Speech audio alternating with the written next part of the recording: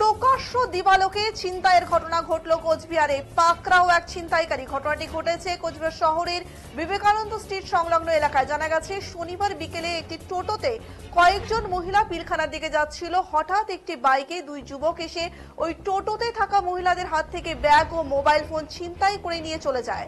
পরবর্তীকালে যখন বিষয়টি এলাকার সাধারণ যুবকরা দেখতে পায়, তখন সেই দুজন ছিনতাইকারীর মধ্যে একজনকে আটক করে এবং কোচবিহার কোতোয়ালি থানায় নিয়ে আসে। এই বিষয়ে টোটোতে থাকা মহিলা জানান, তারা বিবেকানন্দ স্ট্রিটের দিকে যাচ্ছিল। দুজন ছিনতাইকারী তাদের হাত থেকে মোবাইল ও ব্যাগ ছিনিয়ে নিয়ে যায়। পরবর্তীকালে তারা যখন কোতোয়ালি থানায় আসেন অভিযোগ করতে, তখন তারা দেখেন ওই এলাকার স্থানীয় যুবকরা সেই ছিনতাইকারীদের মধ্যে একজনকে পাকড়াও করে থানায় নিয়ে আসেন।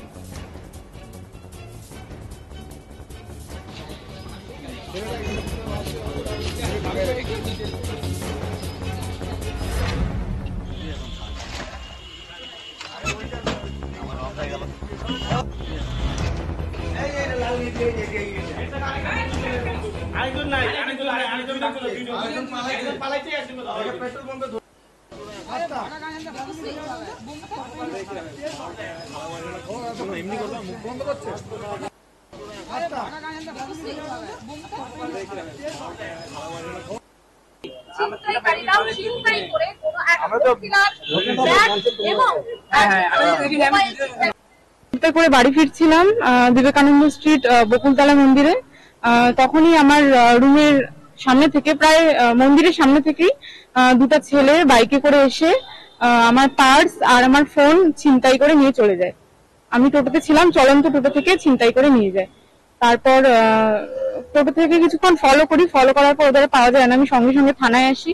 থানায় এসে থানা থেকে আমাকে সিসিটিভি ফুটেজ দেখানোর জন্য নিয়ে যায়। ওখান থেকে খুব একটা বুঝতে পারিনি। তারপর আবার থানায় এসে রিপোর্ট করার পর কিছুক্ষণ পর জানতে পারি যে চোর ধরা পড়েছে। কতজন ছিল তারা? দুজন ছিল। দেখেছিলেন? হ্যাঁ হ্যাঁ হ্যাঁ, আমার হাত থেকে ছিনতাই করে নিয়ে গেছে। তারাই কি যে দুজন ছিল তাদের মধ্যেই কি একজনকে নিয়ে আসা হয়েছে? হ্যাঁ হ্যাঁ, আমি ফটো দেখে আমি বুঝতে পেরেছি। আপনার সামগ্রী পেয়েছেন? না, আমি এখনো পাইনি। আমার ফোন, ওয়ালেট কিছুই পাইনি। 1:50। নামটা? আমার নাম অস্মিতা রায়। দেখি করছে অনেক ডকুমেন্টস ছিল, Aadhaar card, voter photo, job card, ডাক্তারি ফার্মেসি প্রেসক্রিপশন ছিল, ওষুধ ছিল, 100 টাকা ছিল। আমি টোটোর মধ্যে বসছি, এরকম খাবার দিয়ে আসিয়ে পিছন দিয়ে নিয়ে নিল। আমি অল্পের জন্য পড়ে যেতাম, ঝোঁকটা আমার পাশে একজন ছিল, ও টাইনা ধরছে। আমি এতক্ষণ চিল্লালাম যে ছিন্দাগি গেল, চোর গেল, ছিন্দাগি করলো, আমার ব্যাগ নিয়ে গেল। কেউ দেখলো না, কেউ ধরলে ধরতে পারতো, রাস্তার মানুষ অনেকেই ছিল, ও খালি দেখছে। হ্যাঁ হ্যাঁ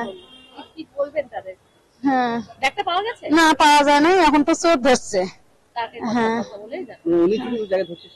হ্যাঁ সেই ছিল, 2 জন ছিল বাইকের মধ্যে, কিন্তু গতটা চিনি নেই। 2 জন ছিল কালা গেঞ্জি, লাল গেঞ্জি, আর বাঘ ছিল কালো। হ্যাঁ হ্যাঁ, হেলমেট ছিল, পিছনেরটা হেলমেট ছিল না, আগেরটাই হেলমেট ছিল। আমরা এক জায়গায় যাচ্ছি, ব্যাংকে গেছিলাম, লিঙ্ক ছিল না, পয়সা তুলতে পারি নাই, ওষুধ নিব ডাক্তারের কাছে। ব্যাংকে গেছিলেন, সেখান থেকেই ফলো করছি। হ্যাঁ, তাই বলতে পারলাম না আমি। হ্যাঁ, খাপাইডাঙ্গা।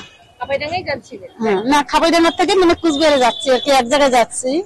হ্যাঁ হ্যাঁ, এই যে মসজিদ পাড়া আছে না, এই মসজিদ পাড়া ওইখানে। হ্যাঁ, এরকম ঘটনা হয়ে গেছে। ব্যাগে যে ডকুমেন্টস ছিল, আধার কার্ড ছিল, ভোটার ফটো ছিল, ব্যাংকের বই ছিল, স্টেট ব্যাংকের বই, জিরো ব্যালেন্সের বই একটা ছিল। হ্যাঁ, আর ওষুধ ছিল, প্রেসক্রিপশন ছিল, আর কিছু ছিল বলতে আমরা কাজ করতেছিলাম গ্যারেজে, পুলিশ লাইনে। তারপরে দেখি ওই মহিলাটা দৌড় মারে যাচ্ছে। তারপরে মহিলাটা থেকে শুনলাম, মহিলাটা পড়ে গিয়ে তার শুনলাম যে মহিলাটার বলে ছিনতাই করলো।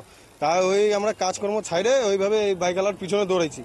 দৌড়াই যাওয়ার পর দেখি পুরা রেল ঘুমটি অব্দি পালাইছে, পালায় দেখি পেট্রোল পাম্পে নুকেছিল। নুকায় তারপরে আবার যখন পিছা করতে করতে আমরা তোমার মামনি চৌধুরী আসলাম, ওদিক থেকে আবার ব্যাক করলাম, দেখি পেট্রোল পাম্প থেকে তেল ভরে এরা আবার বাইরে হয়েছে। তখনই এদেরকে আমরা হাতে নাতে ধরছি, একজন পালাই গেছে, একজনকে আমরা হাতে নাতে ধরে নিয়ে আসছি থানা। মানে কত টাকা আর এটা তো আমি ঠিক বলতে পারলাম না, ব্যাগও নাই, ওদের গাড়ি খালি পাইছি, গাড়িটা উদ্ধার করছি, আর ওই ছেলেটাকে একটাকে পাইছি। নাম কিছু জানা গেল? নাম তো সেরকম আমাদেরকে জানা গেল না এখনো। থানাতে নিয়ে এলেন? থানাতে নিয়ে আসলাম।